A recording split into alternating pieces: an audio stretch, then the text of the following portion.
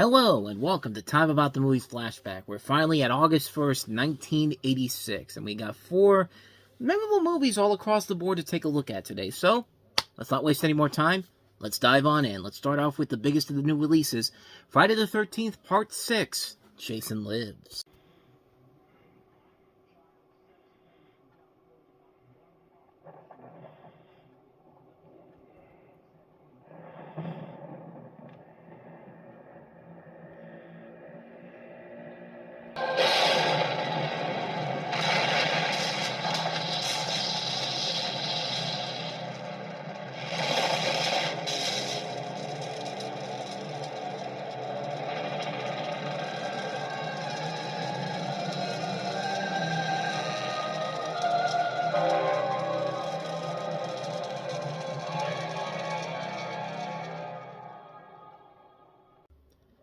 Yeah, as cool of a trailer as that is, the creep factor of that, this is more of a comedy, and it's a unique kind of Friday the 13th movie. And I say comedy like, it's silly ridiculousness, but bear with me. We'll talk more about it in just a second here. But in this movie, this continues after the events of the previous movie, Friday the 13th, A New Beginning, where you have the plot following Tommy Jarvis, played by, here, in this time, by Thom Matthews.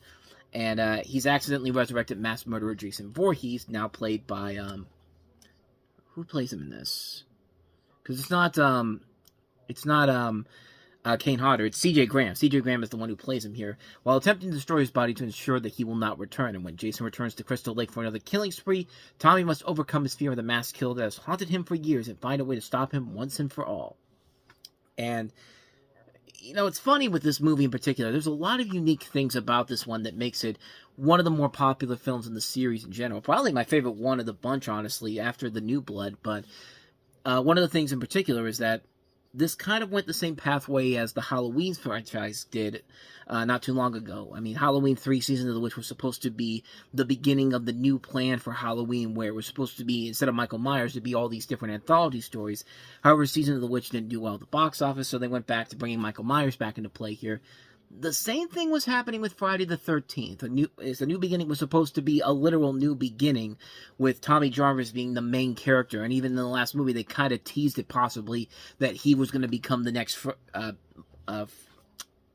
Jason Voorhees. I almost said Freddy Krueger, but maybe it's because I saw The Nightmare Begins at the end of that trailer there, which is funny because people probably looked at it and said, like, wait, Nightmare on Elm Street Part 3 is already coming out? But that's not until later in the year. But anyway, I'm just getting off topic here. But yeah, that was supposed to be the plan in general. But unfortunately, that film didn't do so well at the box office. It was also a critical failure. Most of them were kind of critical failures back then. But even with the Friday the 13th series that were successful, that one was seen as the most notorious one.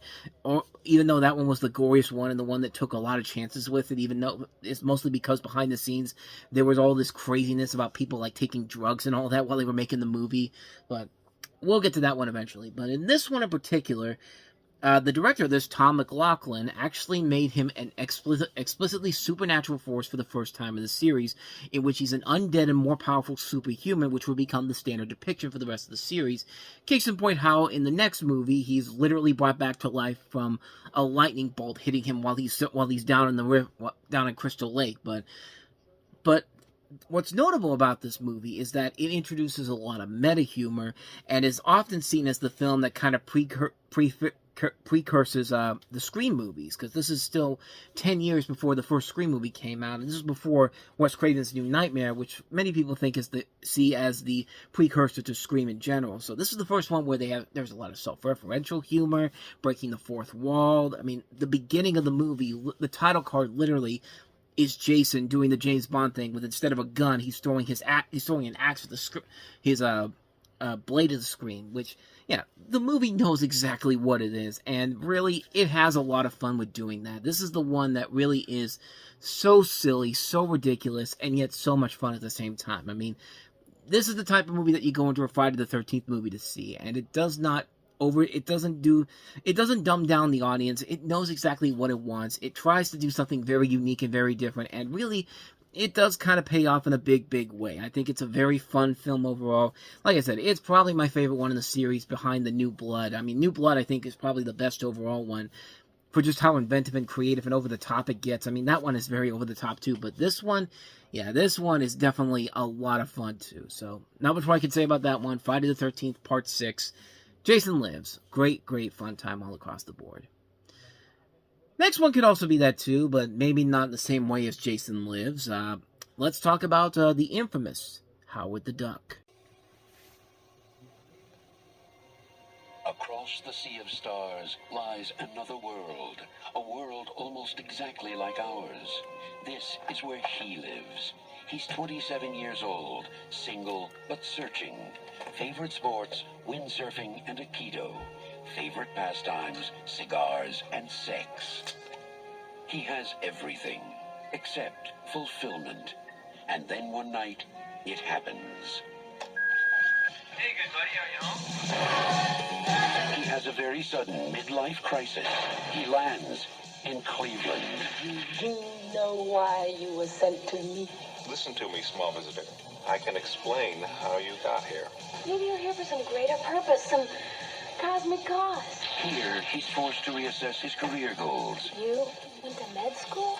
To explore new relationships. To redefine his self-image.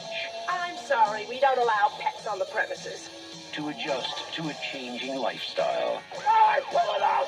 Until he discovers just who he really is. Oh, A duck in big trouble. That's a duck, man. Howard the Duck, trapped in a world he never made. Coming from George Lucas, a Willard Hike film, a Gloria Katz production. Yeah, you can definitely see a lot of the things that are positive about this, and which are very few. But then there are things about it that are a lot negative. But let's get to the plot of this one here. Howard, the duck the size of a human man, is accidentally brought to Earth through a laser beam in an experiment being performed by a Cleveland physicist played by Jeffrey Jones. And his assistant Phil Blumbert, played by Tim Robbins, Howard ends up in Cleveland where he's rescuing a singer played by Leah Thompson. This was one of her first roles after Back to the Future success from a group of thugs. Beverly and Phil are friends. More so than that, as you see a little bit there. Yeah, they do have sex in this, and then, yeah, it's pretty eerie when you think about it, you know. But back to the plot here. When the government is told about Howard, she helps Phil and Dr. Jennings hide Howard from the authorities until they can get him back home. But then an evil being arrives through the laser beam and takes possession of Dr. Jennings' body, putting Howard, Beverly, and Phil in a fight for their lives. I mean, really, what more can you say about this movie? It's a pretty lame movie, but in a way, it's a kind of a fun, lame movie. I mean, yeah, the design on Howard the Duck is pretty bad in general. The characters are pretty lame. The story doesn't make any sense whatsoever. It's a waste of time and money, but, you know, I'll give them this. There is at least an effort of them trying to do something unique and different. They just didn't have a good script to work with. The design on Howard the Duck, I think, is pretty lame in general, and I think the one that they did in Guardians of the Galaxy was a whole lot better in general. I mean, I'm still waiting for them to do one with Seth Green as Howard the Duck. I mean, you could do that. I mean, hell, people would definitely go out and get and pay good money for that. I mean, hell, if you can't get you can't get James Gunn, get Phil Lord and Chris Miller or Edgar Wright to do a Howard the Duck movie. I think there could be a good one there. You don't get somebody whose last directorial effort was a movie with a strategic guest star in Eddie Murphy, which we'll get to Best Defense in 1984. But yeah, that's a movie that we'll delve into deeply here. But yeah, this one, it's pretty lame. There's nothing redeemable about it whatsoever. It's a waste of time, creativity, but a fun kind of waste of time and creativity for just how ridiculous it is. And it is ridiculous. And it was made only to be sold under the name of George Lucas. I mean, granted, this isn't the worst thing George Lucas has had a name attached to. Strange Magic, Red Tails. Yeah, that's about it. I was going to say Willow, but Willow did turn out to be pretty good overall. But it's not. I think it was just a movie that was a little bit too ahead of its time in general. I think a film like this, you really needed to put a lot more effort than just whatever they were doing in this film, and you needed to get a better director than the guy who did Best Defense. But I don't know. Like I said, it's not a good movie, but it's a fun, guilty pleasure type of movie where I can't say it's a bad I can say it's a terrible movie, but a good, fun, terrible movie. It's a silly, over-the-top film. It's a guilty pleasure. I'll just go with that. It's a guilty pleasure type of a film. You go into it knowing what it is. You can have a good time with it overall. So, Yeah, just don't expect it to be a great movie, though. But anyway, that is Howard the Duck for you. So let's go ahead and get back to some really good stuff. Let's take a look at our next movie, which is Tom Hanks and Jackie Gleason starring in the comedy Nothing in Common. I'm back, remember me? So how's the Bahamas, boss? Yeah, it was great, but you wouldn't like scuba diving. You can't smoke underwater. It's your father. Your mother left me today. Got a girl there? Anybody you know? That's funny, Dad. Better off without her. Dad, I'm sure this is just a misunderstanding. A misunderstanding? You take a toothbrush, not a blender. It took every ounce of courage that I could muster to walk out that door. Basner's the new creative director. He's good. When you're flying to the sky, now you're really getting high. You're flying on Colonial, and that's no jive. Childish? Immature? That's right. I am. You know why? Because I get paid a lot of money to think that way. Oh, yeah. You're the only girl I went out with that my parents ever liked. I'm the only girl you went out with that your parents ever met. I want to know what you did to my mother. My daughter speaks very highly of you. She does, huh? She says you're a great lady. Look closely, girls. This is what you want to avoid later in life. Well, tomorrow I'm doing a commercial about a family that cares for each other, loves each other. I'm faking it. Nothing in Common. A comedy and a drama. Just like life.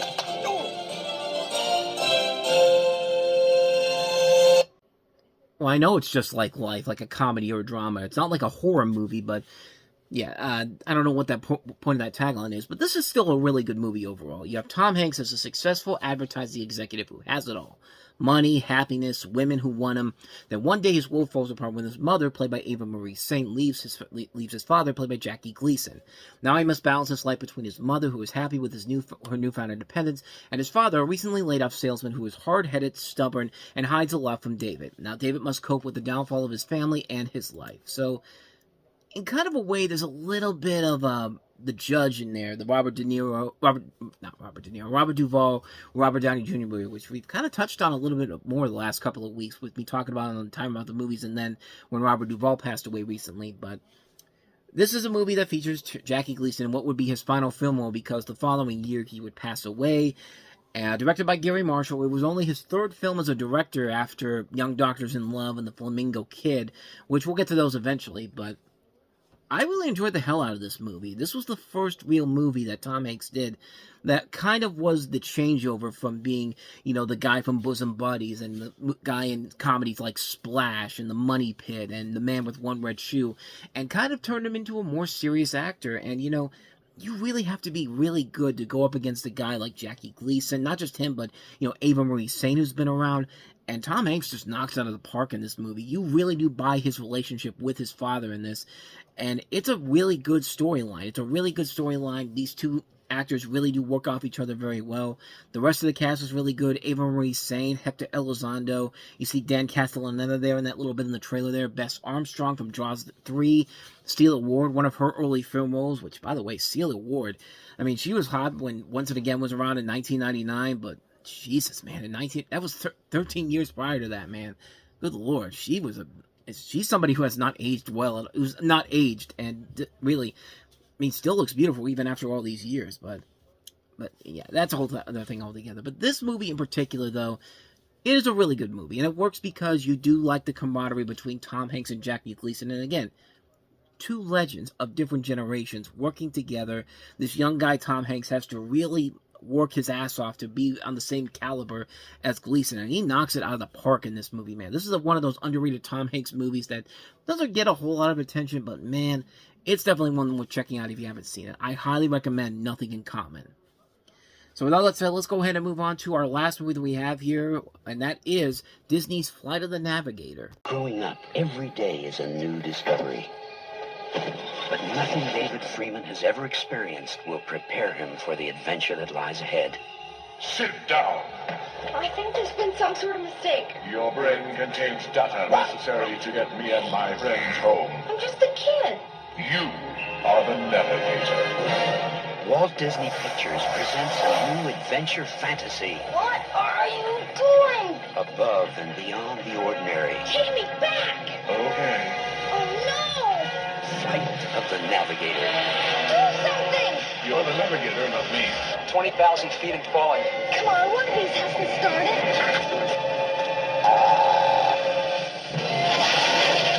His mind is the key to an adventure on the most fantastic hot rod in the universe.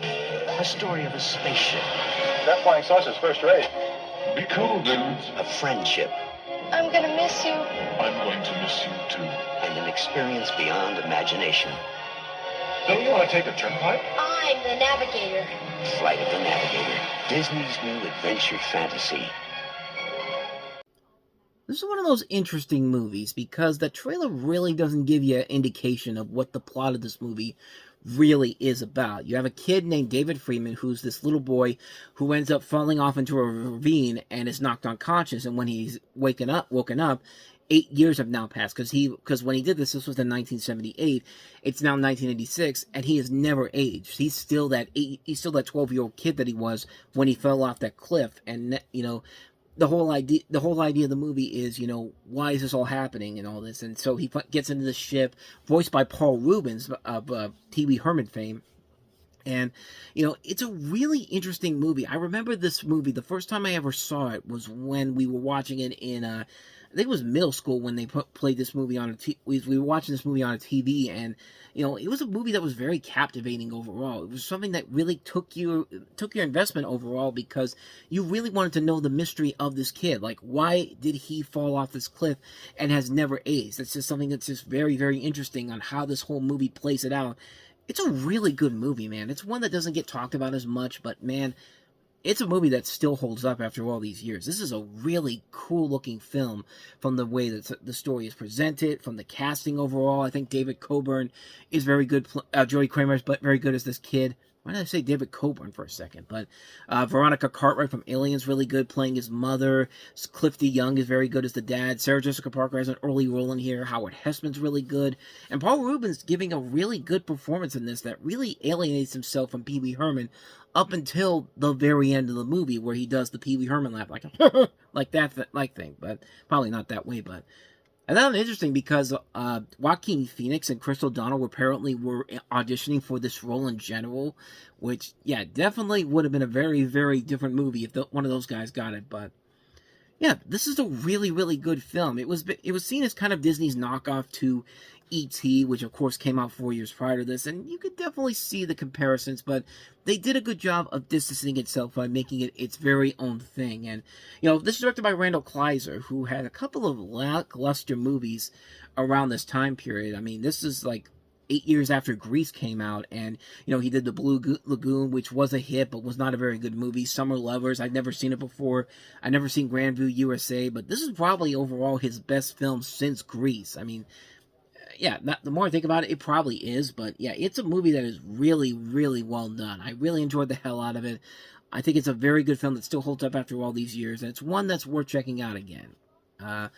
Whether it gets a reboot or not, who knows? They've been talking about doing one for years, but probably not going to happen anytime soon, but you never know, it could. But yeah, this is a really good movie, one of the more underrated Disney 80s adventure films around that time. So yeah, definitely one worth checking out, Flight of the Navigator.